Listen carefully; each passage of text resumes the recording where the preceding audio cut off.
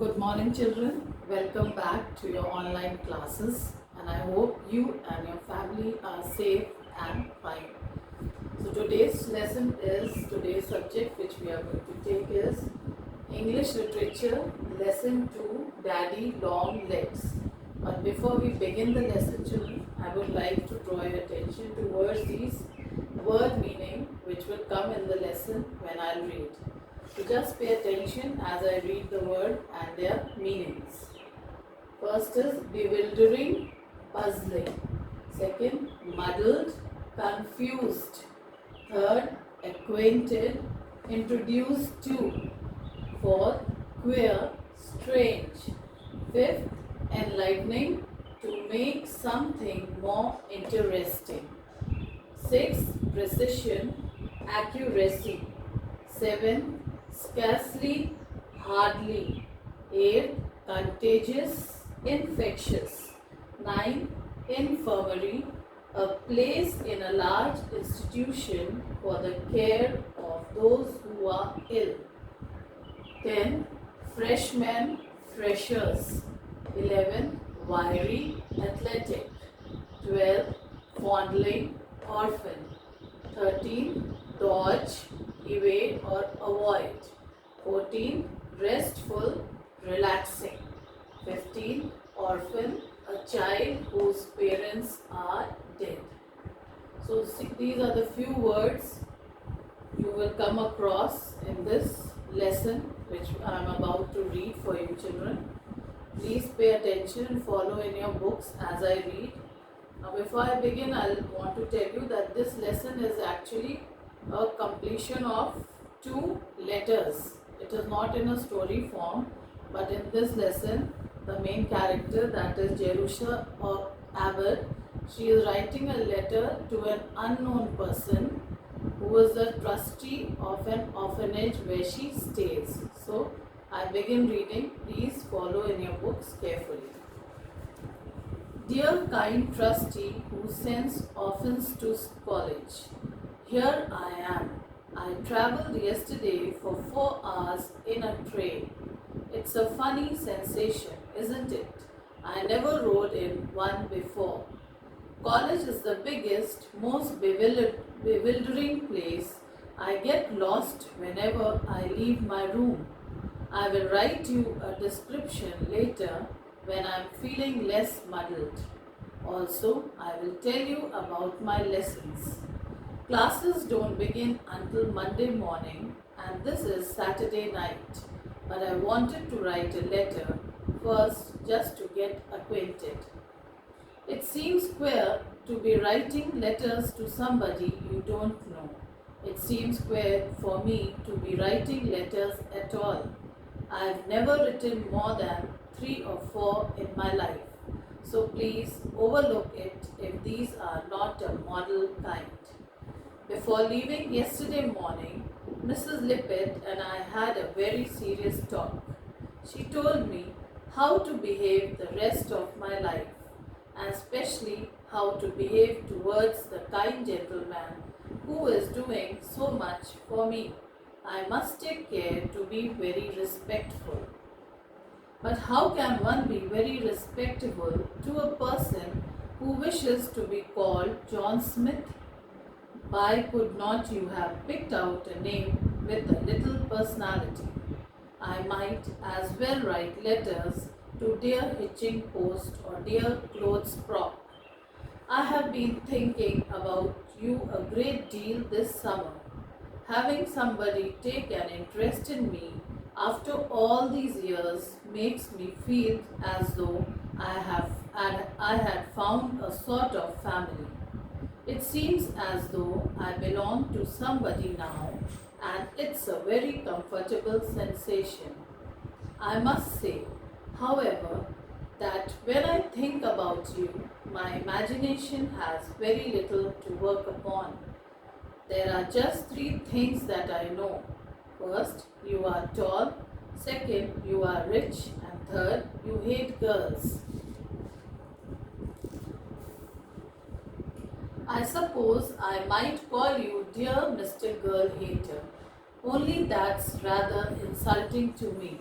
or dear Mr. Rich Man, but that's insulting to you, as though money was the only important thing about you. Besides, being rich is such a very external quality. Maybe you won't stay rich all your life. Lots of very clever men get smashed up in Wall Street, but at least you will stay tall all your life. So I've decided to call you Dear Daddy Longlegs. I hope you won't mind. It's just a private pet name. We won't tell Mrs. Lippett. The 10 o'clock bell is going to ring in 2 minutes. Our day is divided into sections by bells. We eat and sleep and study by bells. It's very enlivening. I feel like a fire horse all the time.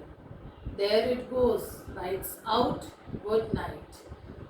Observe with what precision I obey rules due to my training in the John Guerrier Home. Yours most respectfully, Jerusha Abbott. Now, this is the second letter to Mr. Daddy Longlegs Smith. 1st October. Dear Daddy Longlegs, I love college and I love you for sending me.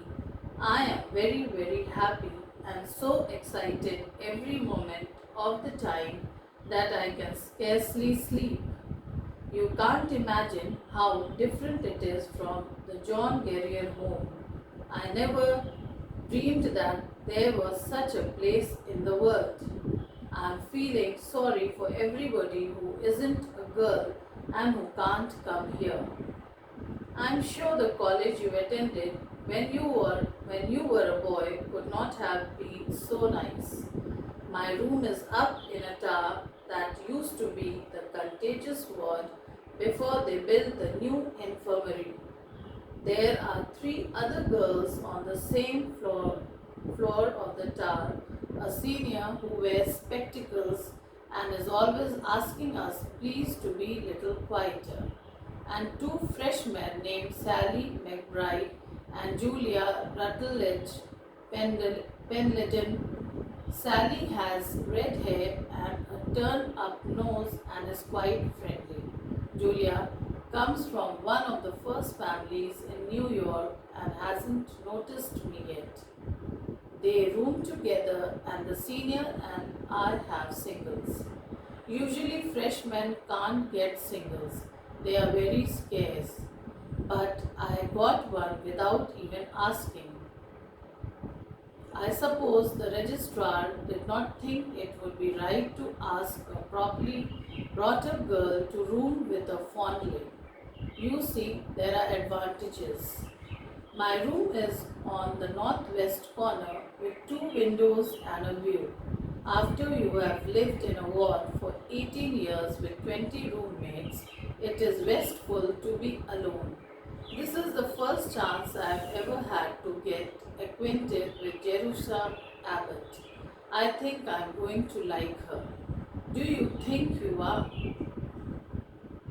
They are organizing the freshman basketball team and there's just a chance that I shall get in it.